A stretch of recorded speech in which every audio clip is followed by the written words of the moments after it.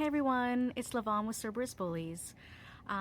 Welcome back to our series of Vendetta and Puma and her babies, or their babies.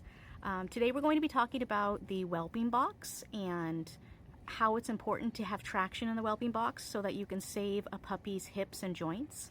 This is one of the big things for me as a breeder is our dogs have a lot of problems naturally with their hips and joints, so anything that we can do starting from the very beginning to help them is going to be much better for them as they age. So with the whelping box, it really does start with the breeder, maintaining joint stability and ligaments to be able to make sure that they're not stretched as babies.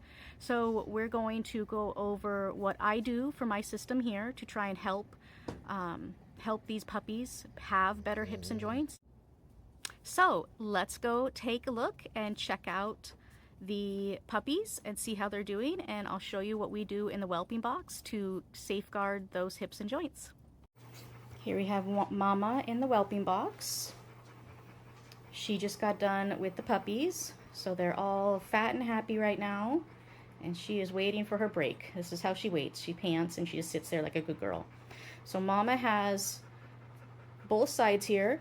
Now the pads that we see here, this is basically a potty pad. It's highly absorbent, but it's not good enough for these puppies.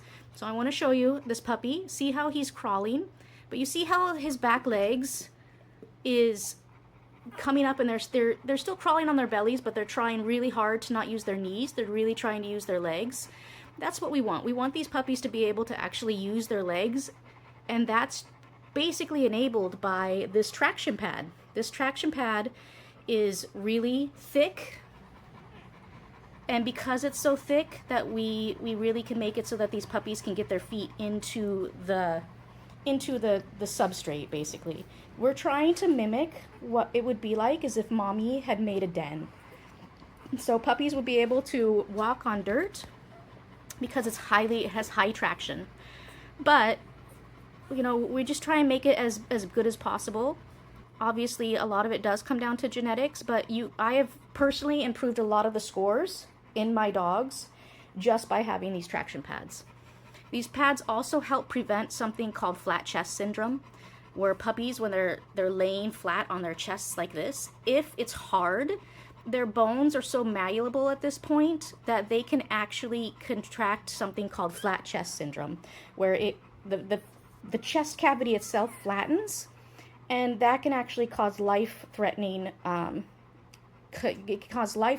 injury to the point where the heart and the lungs have a harder time working, and that can actually make it so that those pups die. So with this being so thick and gentle, it's better for these puppies in the long run. So this particular material also makes it so that any moisture falls through to the pad below. So when we have the moisture, we want to keep these puppies dry and warm.